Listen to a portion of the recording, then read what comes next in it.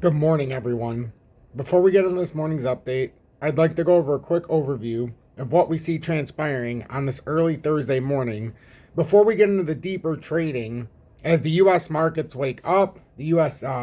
Economy starts to stiffen. We've got, right now it's about 8 a.m. Eastern Standard Time, 5 a.m. Pacific Standard Time. So when we get to about that 9 o'clock hour, right between this 8 to 9 o'clock hour is always the most volatile, in my opinion, in the morning. Right now, we see Bitcoin's had a heck of a recovery, almost back up to 102,000.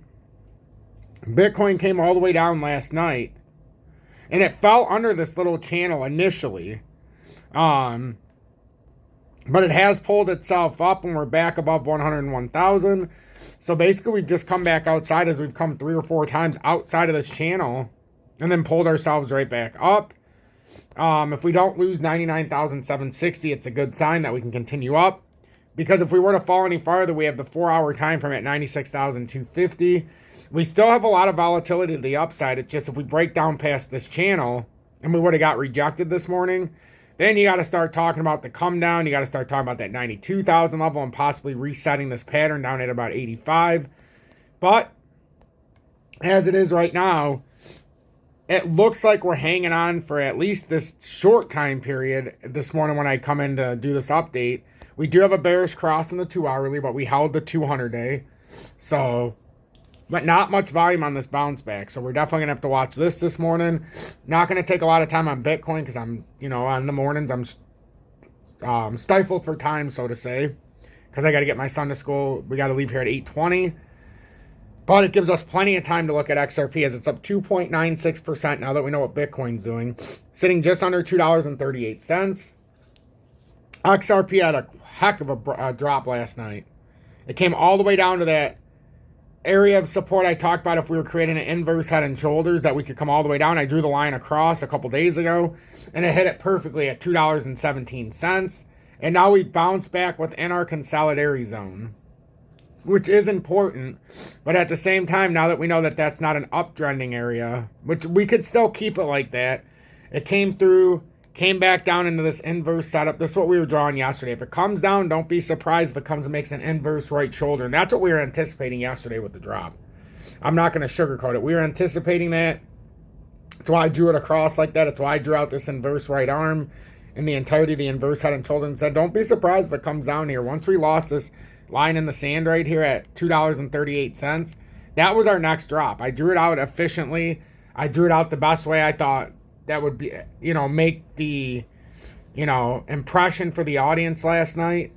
And I think it made a great impression because look, we have this inverse head and shoulders set up here.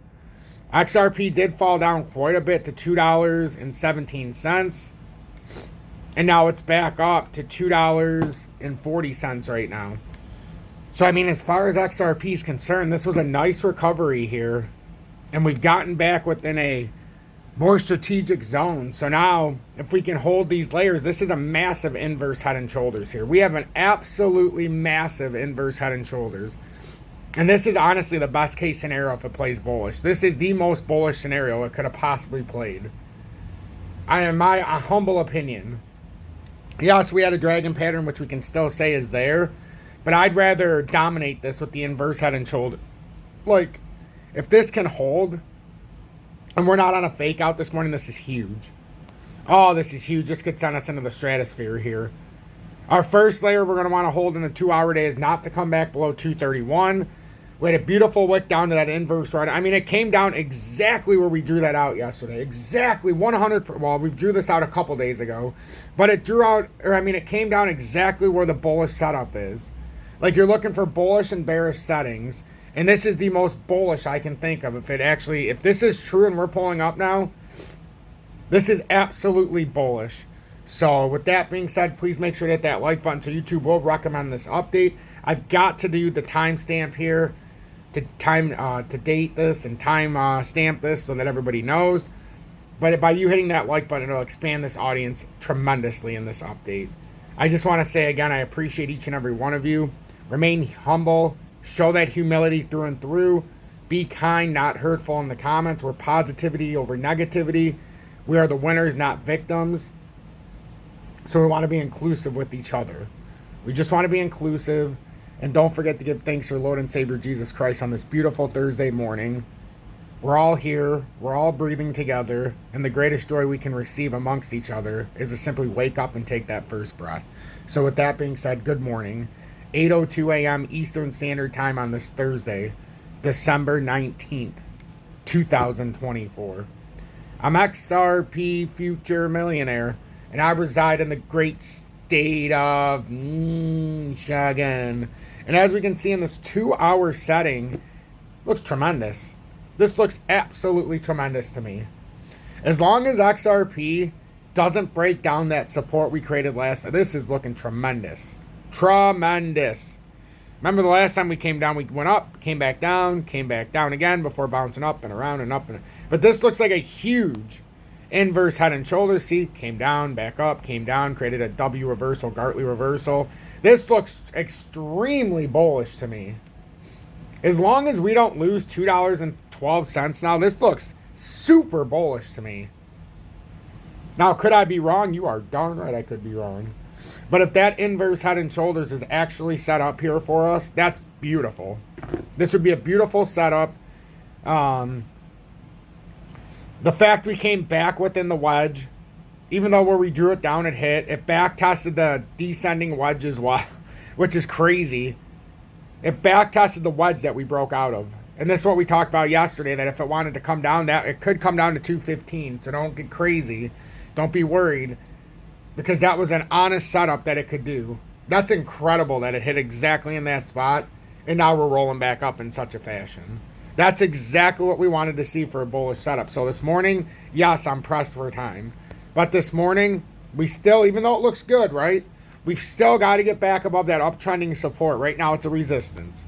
So as good as it looks, as much bullish correlation we can draw, just remember, this is technically still a bearish rejection unless we get back over $2.46. So as we consolidate, maybe come back down to $2.30 to make sure the 200-day is official.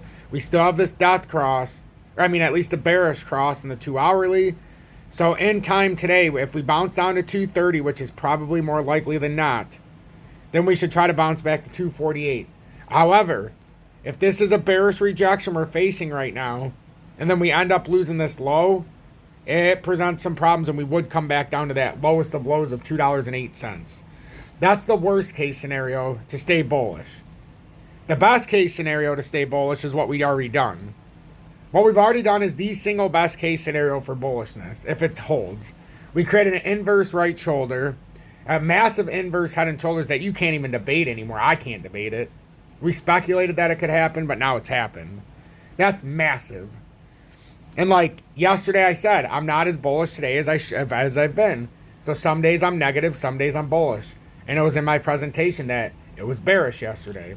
Today it's in my presentation that if it just holds this setup, we are super bullish. Such a change from 24 hours ago. Because yesterday when I did my update, I said XRP XLM XDC at critical support will support hold. There is a 27% drop coming. We dropped a good 15% from there yesterday in totality. So that was a great heads up for the audience and as well as myself to know, hey, you better pay attention. Why the dragon pattern shouldn't be ignored yet when that was at 250. We talked about the drop, and however, even though the dragon pattern would still be in play, that if it dropped down to that inverse right arm, we've got an even better pattern set up now. That inverse head and shoulders, if this plays out, is massive. Massive. And it's going to bring us to all-time highs. It's just, we're below that uptrending support. And it's being used as a resistance. So until that changes, bearish. It can be bullish within the backtest, bullish within the setup, but it's bearish. I know it's crazy to say that. It's bearish on this side of town. So as long as I see XRP at $2.46 or lower, it's bearish.